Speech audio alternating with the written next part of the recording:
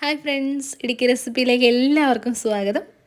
ഇന്ന് ഞാൻ വന്നിട്ടുള്ളത് സ്പെഷ്യലായിട്ടൊരു റെസ്റ്റോറൻറ്റ് സ്റ്റൈൽ കൊഞ്ച് ഫ്രൈ ആണ് കേട്ടോ. ഭയങ്കര ടേസ്റ്റാണ് കഴിക്കാനായിട്ട്. സിമ്പിളായിട്ട് നമുക്ക് റെഡിയാക്കി എടുക്കാം. എല്ലാവരും ട്രൈ ചെയ്ത് നോക്കുക. ഇത് കൊഞ്ച് മാത്രമല്ല, വേറെ ഏത് മീനാണെങ്കിലും നമുക്കിതുപോലെ തന്നെ റെഡിയാക്കി എടുക്കാനായിട്ട് സാധിക്കും. ട്രൈ ചെയ്യാൻ മറക്കല്ലേ. അപ്പോൾ അതിന് വേണ്ടിയിട്ട് ഞാനിവിടെ ഒരു പാത്രം വെച്ചിട്ടുണ്ട്. ആദ്യമായിട്ട് നമുക്ക് മഞ്ഞൾപ്പൊടി ചേർത്ത് കൊടുക്കാം. അതിനുശേഷം ഞാൻ ചേർത്ത് കൊടുക്കുന്നത് മുളക് പൊടിയാണ്. പിന്നെ ചേർത്ത് കൊടുക്കുന്നത് ഇഞ്ചി വെളുത്തുള്ളി പേസ്റ്റാണ് കേട്ടോ. പിന്നെ ഞാൻ ചേർത്ത് കൊടുക്കുന്നത് ഒരു 1/4 കപ്പ് നമ്മളുടെ കോൺഫ്ലവറും കൂടിയാണ്. അപ്പം 2 ടേബിൾ സ്പൂൺ നമ്മളുടെ മുളക് പൊടിയും 1 ടീസ്പൂൺ മഞ്ഞൾപ്പൊടിയും ആവശ്യത്തിന് ഉപ്പും പിന്നെ ചേർത്ത് കൊടുക്കുന്നത് കുറച്ച് എണ്ണയും കൂടിയാണ്. ഇനി നമുക്ക് നമ്മളുടെ കൊഞ്ചും കൂടെ അങ്ങ് ചേർത്ത് കൊടുക്കാം.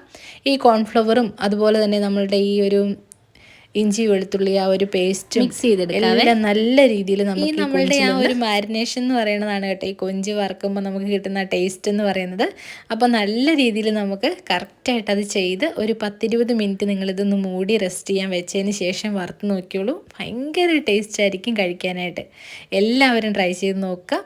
അപ്പം ഞാനിവിടെ മൂടി വെച്ചിട്ട് ഏകദേശം ഒരു 20 മിനിറ്റോളം ആയിട്ടുണ്ട്. ഇനി ഞാൻ വറക്കാൻ പോകുന്നതിനൊരു ടിപ്പ് പറഞ്ഞുതരാം. കൊഞ്ച് ഇങ്ങനെ ചുരുണ്ട് പോകാതിരിക്കാൻ വേണ്ടിയിട്ട് നമുക്ക് നല്ല ഈർക്കിലി ഉണ്ടെങ്കിൽ ഇതുപോലൊന്ന് കൊഞ്ച് കുത്തി കൊടുത്തതിന് ശേഷം വറുത്തെടുക്കാം കേട്ടോ. അപ്പോൾ ഇതുപോലെ വറുത്തെടുക്കുവാണെങ്കിൽ അത് ഒരു പരിധി വരെ നമുക്ക് നല്ല രീതിയിൽ കൊഞ്ച് നല്ല കുട്ടികൾക്കൊക്കെ ഒരു ഇൻട്രസ്റ്റ് ആയിരിക്കും ഇങ്ങനെ കഴിക്കാൻ കൊടുക്കുമ്പോൾ. ഏത് രീതിയിൽ വറുത്താലും കൊഞ്ച് നല്ല ടേസ്റ്റാണ്. എങ്കിലും നമുക്ക് ഈ രീതി ആകുമ്പം നല്ല നീളത്തിൽ തന്നെ കിട്ടുന്നതായിരിക്കും കേട്ടോ. കൊഞ്ച് ഫ്രൈ ആയി കഴിഞ്ഞാലും ഇതുപോലെ തന്നെ ഇരിക്കുന്നതായിരിക്കും. അപ്പം ഞാൻ ഇതുപോലെ എല്ലാ ഇറുക്കിലും ഇങ്ങനെ ഒന്ന് സെറ്റാക്കി വെച്ചിട്ടുണ്ട്. ഇനി നമുക്ക് സാധാരണ നമ്മൾ ഫ്രൈ ആക്കുന്ന പോലെ നമുക്കൊന്ന് വറുത്തെടുക്കാം കേട്ടോ. ഫ്രൈ ആക്കുന്ന സമയത്ത് ശ്രദ്ധിക്കാനുള്ളത് മീഡിയം ഫ്ലെയിമിലിട്ട് വേണം വറുക്കാനായിട്ട്.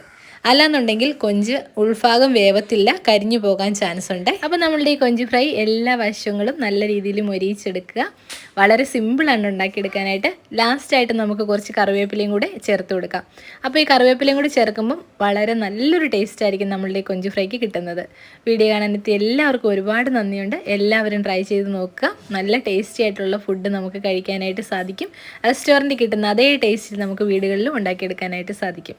അപ്പോൾ മറ്റൊരു നല്ല വീഡിയോയുമായി വീണ്ടും കാണാം. Thank you for watching.